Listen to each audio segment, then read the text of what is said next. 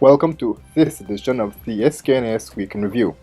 Coming up, residents in areas for property tax offered an amnesty, St. Kitts and Nevis to host inaugural diaspora conference, 21 new police officers sworn in, and scores of residents pray for a quiet hurricane season.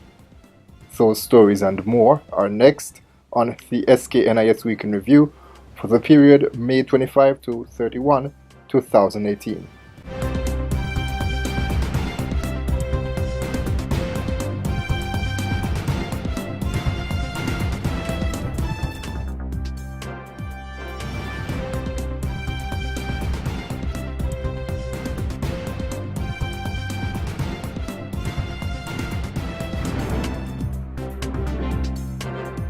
Hello and welcome, I'm Ian Richards.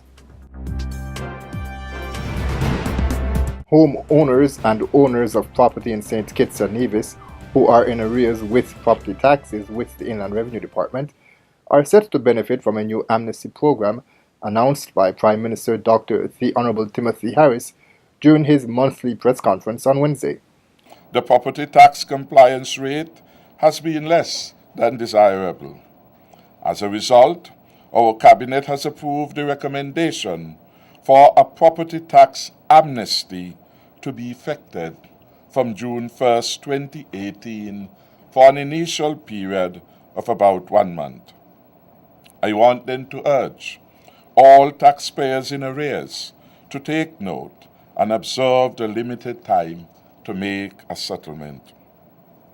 We are of the view that a property tax amnesty can be a useful tool to supplement our compliance strategy.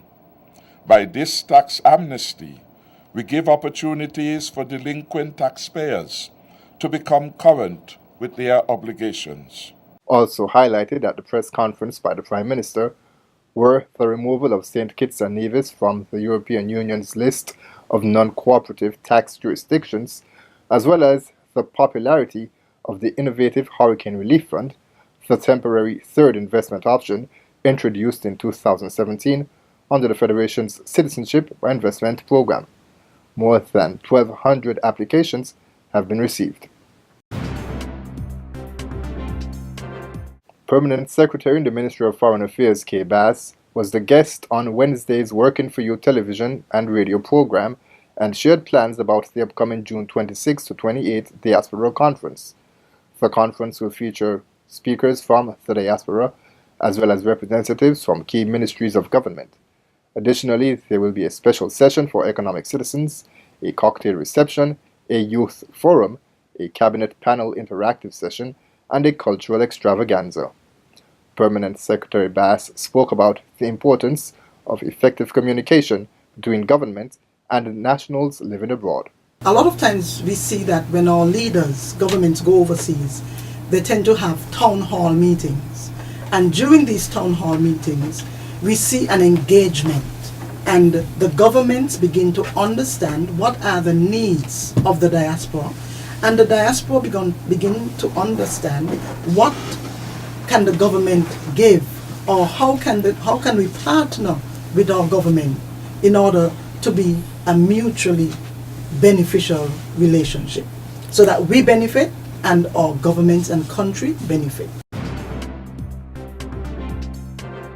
96 uniformed security forces and service providers in juvenile justice in St. Kitts and Nevis were encouraged to use the recently completed 2 weeks of intense training aimed at sensitizing law enforcement officers on the juvenile justice reform process as a stepping stone for dealing with juveniles. At a closing ceremony last Friday, Azilla Clark, the focal point of the JJRP in St. Kitts and Nevis, expressed thanks to the participants for the effort they placed in ensuring that they are up to date with juvenile justice reform in St. Kitts and Nevis, especially where the Child Justice Act is concerned. This act is the cornerstone legislation that deals with juvenile justice for the Federation of St. Kitts and Nevis. As the facilitators would indicate, the training went beyond simply considering the act to helping us to understand the minds of juveniles and also to understand the rights-based approach which is necessary now with dealing with juveniles. The operations of the Royal St. Christopher and Nevis Police Force is getting some much-needed support with the recent swearing-in of 21 new recruits. This was done during a ceremony at the police training complex last Friday. The recruits arrived in the Federation earlier this month from Grenada and St. Vincent and the Grenadines. Commissioner of Police Ian Quayle urged the young men to embark on their policing careers with diligence and professionalism, while Deputy Commissioner of Police Hilroy Brandy encouraged them to be role models for their family, their country, and for St. Kitts and Nevis.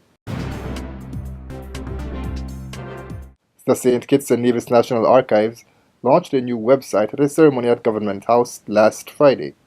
Director of the National Archives, Victoria O'Flaherty, gave some insight into the content that will be featured on the website. Although some of our stories deal with planters and politicians, they are not the only focus.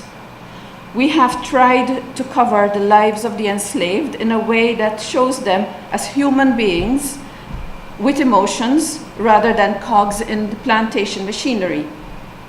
We have looked for people who contributed to the community, whether it is through music, sports, cooking, what have you. This year's 35th Independence Anniversary will be celebrated under the theme Love, Service, Patriotism and Pride, Independence 35. The theme was chosen from 34 entries that were submitted to the Cabinet Secretariat and was won by Yvette Slack, a renowned early childhood educator in St. Kitts and Nevis.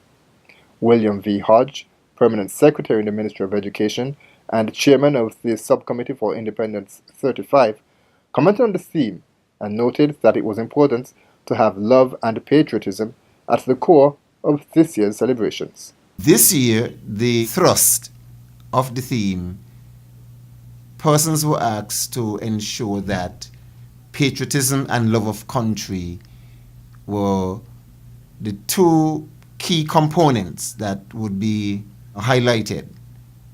And so, just using the words alone, to some degree, met that criteria. As a people, we feel that we have to do more in terms of showing love for our country. Yes, we say it, we speak it, but I think it is something that we have to live. We can't be patriotic if we're not willing to offer service, paid and unpaid, to our country. Scores of nationals and residents of St. Kitts and Nevis, including members of the federal cabinet, participated in the second national prayer gathering on Wednesday to give praise for the blessings that many enjoy and ask protection for the upcoming Atlantic hurricane season, which began officially on Friday, June 1, 2018. Among the congregation of the grounds of the Saints Anglican Church were Prime Minister Dr. The Honorable Timothy Harris and Senior Minister and Minister of Ecclesiastical Affairs, the Honorable Vance Amory, along with their cabinet colleagues Honorable Eugene Hamilton, Honorable Wendy Phipps, and Cabinet Secretary Josephine Huggins. The gathering offered up prayers for the church, social order, the nation, and a quiet hurricane season. The service was held under the theme Manifesting the Light of His Glory.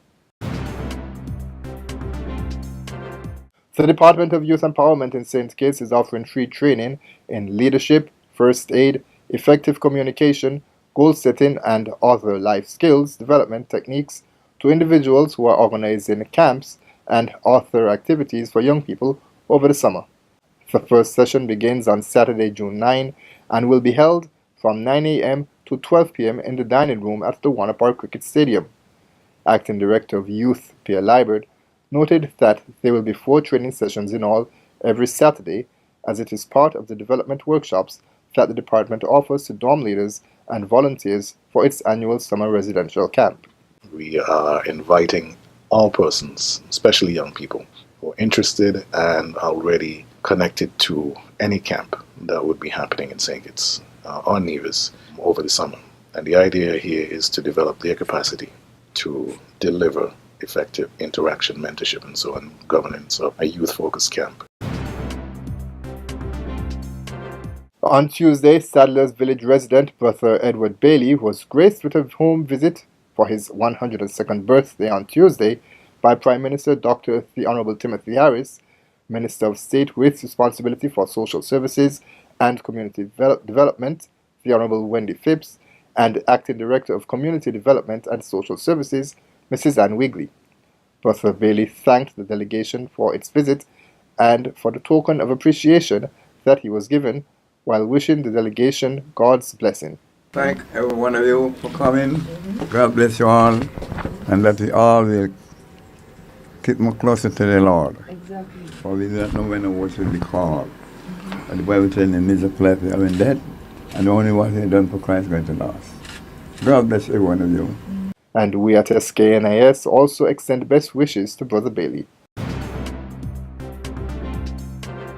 That's all for this edition of the SKNIS Week in Review. I'm Ian Richards. Stay up to date with news, programs, and activities of the government with SKNIS. Like us on Facebook. Listen to us on SoundCloud.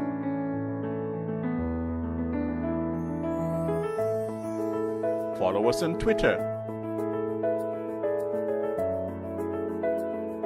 And watch our videos on YouTube. Connect with us today. SKNIS, St. Kitts and Nevis Information Service.